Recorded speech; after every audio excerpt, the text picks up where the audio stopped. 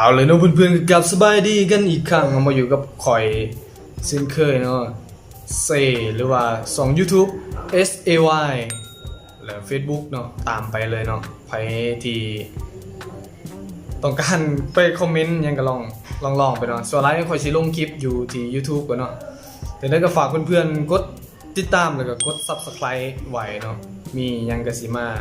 อัดคลิปลงนี่ก่อนหมู่เนาะลง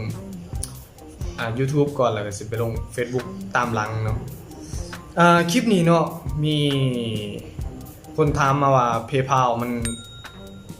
ตั้งได้บ่อยากให้ค่อยไปตั้งเนาะแบบอยากให้ค่อยตั้งเนาะว่า PayPal อันตั้งแนวใดเนาะแต่ก่อนสิตั้งนี่ค่อยอยากมาอัดคลิปเนาะก็คือค่อยมาอัดคลิปนี่แหละเพื่อมาบอกว่าอยู่ประเทศลาวของมันตั้ง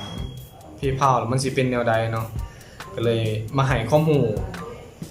เกี่ยวกับ PayPal เนาะ PayPal เนาะสมมุติว่าเฮาตั้งขึ้นมาปึ๊บหรือว่าข่อยตั้งเนาะขอโทษเนาะช่วงนี้ข่อยบ่ได้อยู่ในเฮือนเนาะเพราะว่าข่อยได้เวียงใหม่แล้วขึ้นมาเวียงมันอยู่เวียงตอนนี้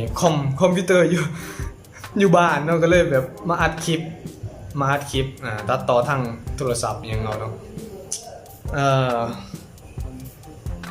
PayPal นี่เนาะข่อยสิมาเว้าเลยเนาะ PayPal อยู่ลาวเนาะมันตั้งได้เนาะตั้งได้ปึ๊บเนาะเฮาสามารถเอา PayPal นี่ไปซื้อได้เนาะแต่ว่าบ่สามารถถอนเงินจาก PayPal เข้าสู่ธนาคารได้เนาะต้องเข้าใจนั่นนี่เนาะต้องเข้าใจนั่นนี่ถ้าเฮาเอาบัตรวีซ่าหรือว่าบัตรมาสเตอร์การ์ดไปผูกเนาะไปผูกหรือว่าไปแอดใส่ PayPal เนาะ PayPal ก็จะสามารถดึงจากบัตรวีซ่าของเราออกไปซื้อของออนไลน์หรือว่าเอาไปเฮ็ดธุรกรรมการซื้อการค้าการซื้อใดเนาะการขายนี่บ่แน่ใจเนาะว่าบ่ได้เนาะน่าจะบ่ได้การขายเพราะว่าข่อยเคยลองโอนเงินจาก PayPal ต่างชาติมาเนาะมาเข้า PayPal อยู่ลาวนี่ก็มันเข้าได้แต่ว่ามันถอนบ่ได้นะเนาะก็เลยมาบอกมาเฮ็ดคลิปนี่เนาะมาอัดคลิปนี่บอกว่าอยู่ลาวเฮาหั่นมันมีแต่ PayPal ซื้อได้นะซื้อของได้ก็คือเอาบัตรไปผูกกับ PayPal เนาะเอาบัตรวีซ่าไปผูกกับ PayPal หรือว่า Mastercard เนาะเอาไปผูกกับบัตร PayPal เนาะจึงสามารถซื้อของออนไลน์ได้เนาะแต่รับเงินนี่ค่อยบ่แนะนำเลยนะว่าให้มาตั้งเป็น PayPal อยู่ลาวนะเพราะว่าอยู่ประเทศลาวมันยังรับบ่ได้เนาะรับบ่ได้ประมาณว่ารับได้อยู่ใน PayPal แต่ว่าเวลาจะถอนเงินนะถอนเงินออกมาใส่ธนาคารมันบ่ได้เนาะมันบ่ได้เหตุผลที่มันบ่ได้เนาะตามที่ข่อยสันนิษฐานแหละข่อยเข้าใจเนาะก็คือ PayPal เนาะเป็นองค์กรนึงคล้ายๆแบบว่าธนาคารออนไลน์นะ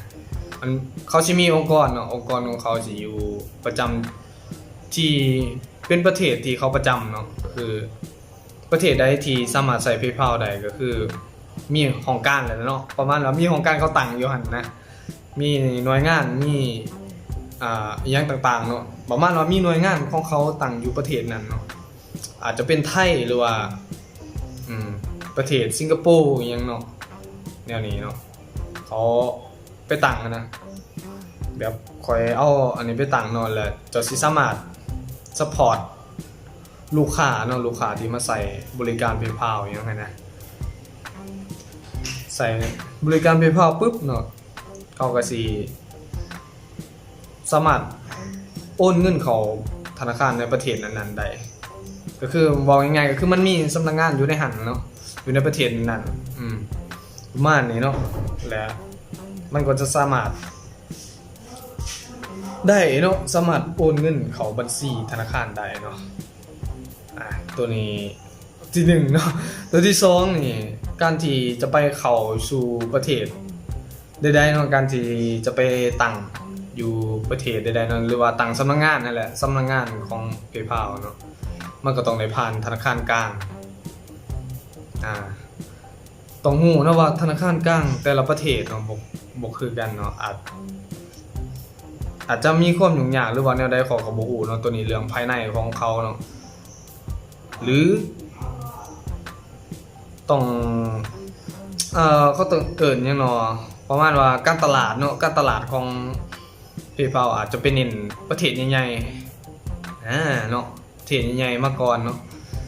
ประเทศที่ใหญ่ๆมีคนหลายเนาะมีคนหลายแล้วมีนักท่องเที่ยวเขาไปหลายนักท่องเที่ยวต่างชาติเนาะคือประเทศลาวนี่ข้อยว่าก็สมควรที่จะมาตั้งอยู่เด้เพราะว่า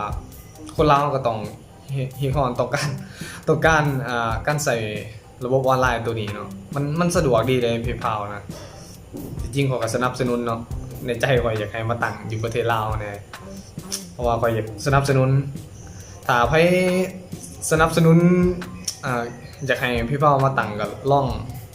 จะแชร์คลิปวิดีโอนี้ไปเบิ่งเนาะจะแชร์ไปแล้วก็กดไลค์มาคอมเมนต์จะแชร์ไว้หลายๆนั่นแหละจะแชร์ไปหลายๆเพราะว่า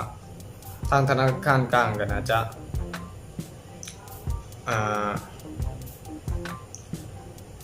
หูเนาะเขาน่าจะหูเนาะเกี่ยวกับระบบออนไลน์อยู่แล้วเนาะว่าเพราะว่ามันสิมีผลเสียผลใดเนาะใดเขาสิไปพัวพันกันเองเนาะตัวนี้มันก็ต้องได้ผ่านธนาคารกลางอยู่แล้วเนาะถ้าสิมาตั้งสำนักงานอยู่นี่เนาะเพราะว่าเรื่องการเงินหรือว่าบัญชีการเงินต่างๆเนาะต่างประเทศยังสิเข้ามาประเทศเฮาก็ต้องได้ผ่านธนาคารกลางเนาะคือเพื่อนๆฮู้แหละธนาคารกลางเป็นธนาคารที่ครอบคลุมทั่วประเทศเนาะอันนี้ก็ขึ้นกับ PayPal กันว่า PayPal มันสิมาลงอยู่ลาวเฮาบ่มันสิมาตีการตลาดอยู่ลาวเฮาบ่ตัวนี้ก็เลยรอถ่ากันไปเนาะว่าเขาสิมาบ่ข่อยก็บ่มีข่าวเลยว่ามาหรือบ่มาเนาะเขามันมาก็มาตั้งปึ๊บเนาะกันสมุดเนาะถ้าท่านPayPalมันมาลาวนะมาตั้งปึ๊บเอาประเทศเฮาก็สิสามารถถอนเงินจากระบบ PayPal ของธนาคารได้เนาะถามมานี่ข้อยเชื่อว่าพวกยังเนาะพวกอันนี้นะการโอนเงินแบบอันนี้น่าจะเสียผลประโยชน์เนาะก็คือในการโอนเงินเขาเอ่ยว่าโอนเงินยังไงโอนเงินข้ามทวีปหรือว่าข้ามประเทศยังเนาะแบบPayPalมันถือกว่ากันเนาะมันถือกว่ากันเลยเนาะแต่ว่าข่อยมีคลิปนึงบ่แม่นคลิปนึงข่อยยังบ่ได้เฮ็ดเนาะแต่ว่าข่อยมีไอเดียนึงคือข่อยไปตั้ง PayPal อยู่ประเทศไทยเนาะข่อยไปเฮ็ดตั้ง PayPal อยู่ประเทศไทยเพราะว่าประเทศไทยมันมีสำนักงาน PayPal เขาแล้วมันสามารถถอนเงินได้เนาะก็เลยข่อยไปตั้งอยู่หั่นเนาะอาจจะตั้งเป็นแบบวิสาหกิจหรือว่าแบบบุคคลก็ได้เนาะเคยตั้งแล้วเนาะเคยเห็นแล้วเอาเงินเขาในหันแล้วก็ลองถอนเขาบัญชีประเทศไทยเนาะก็ได้เนาะก็ได้ก็บ่มีปัญหาตัวนี้ก็เป็นแนวทางนึงเนาะที่ค่อยมาเว้าก็เนาะมาเว้าคร่าวๆว่าอยู่ลาวมันมีแต่สามารถซื้อได้เนาะคือเอาบัตรไปผูกกับ PayPal สามารถซื้อได้อย่างเดียวเนาะถอนยังบ่ได้เนาะฉะนั้นคันอยากตั้งแท้ๆเนาะไปตั้งเป็นบัญชีของไทยเนาะซึ่งวิธีตั้งบัญชี PayPal เป็นประเทศไทยหรือว่าเป็นบัญชีธุรกิจก็ได้เนาะเฮ็ดเป็นธุรกิจคล้ายๆคือธุรกิจมันจะสามารถตั้งได้เนาะอยู่ประเทศเขาอีกอย่างนึงท่านก็ต้องมีบัญชีธนาคารเนาะอยู่ธนาคารใดก็ได้เนาะอยู่ธนาคารใดก็ได้อาจจะเป็นกสิกรหรือว่าหยังก็ได้เนาะอันนี้บ่ได้โปรโมทเนี่ยแต่ว่าข้อมูลตัวนี้ค่อยเอามาเว้าสู่ฟังเนาะเอามาตั้งแล้วก็มีธนาคารเนาะมี PayPal ประเทศไทยถ้าข่อยมีคลิปเนาะข่อยสิแปะลิงก์อยู่ด้านล่างนี่ไว้หรือว่าสิแคป แคปลิงก์บ่แม่นแคปคลิปเนาะไว้ในถ่ายคลิปนี่เนาะถ้าคลิปนี้มันมีประโยชน์หยังก็ฝากเพื่อนๆเนาะแชร์ไปเนาะเพื่อPayPal มันตั้งเนาะมาตั้งอยู่บ้านเฮาเนาะฝากแชร์กันไปเนาะบางที PayPal มาเห็นอยู่ประเทศลาวเฮาก็ต้องการใช้ PayPal คือกันปะแต่ว่าก่อนมันสิเข้ามาได้นี่ก็คือเรื่องผลประโยชน์เลยเนาะเพราะว่ามันต้องได้ผ่านธนาคารกลางอย่างใหญ่คือ PayPal เข้ามามันสิส่งผลสะท้อนแนวใดต่อธนาคารอยู่บ้านเฮาเนาะการโอนเงินมันก็ฝืดมันก็เฮ็ดให้การบริการอย่างนี้แหละแบบคู่แข่งกันนะเนาะประมาณว่าคู่แข่งกันเนาะแล้วเขามามันก็ข่อยก็บ่จักสิวิเคราะห์ได้นะเพราะว่าตัวนี้มันก็ธนาคารกลางเขาสิวิเคราะห์เองว่าถ้าเขามาแท้ๆเฮาสิเสียผลประโยชน์ใดๆเฮาสิได้ผลประโยชน์ใดๆเนาะแต่ว่าข่อยเชื่อว่าน่าจะได้ผลประโยชน์หลายเนาะธนาคารก็น่าจะได้อยู่เนาะได้เพราะว่าการที่ไปซับมิตกับทุกธนาคารก็ต้องมีค่าธรรมเนียมเนาะเวลาเฮาโอนเขาข่อยโอนสุดแล้วเนาะก็ยังเสียค่าธรรมเนียมข่อยเชื่อว่าธนาคารก็ต้องไปคอนแทคไว้ว่าถ้าโอนเข้ามาธนาคารข่อยนี่ข่อยเอาสำนีได้ค่าธรรมเนียมมานะเนาะ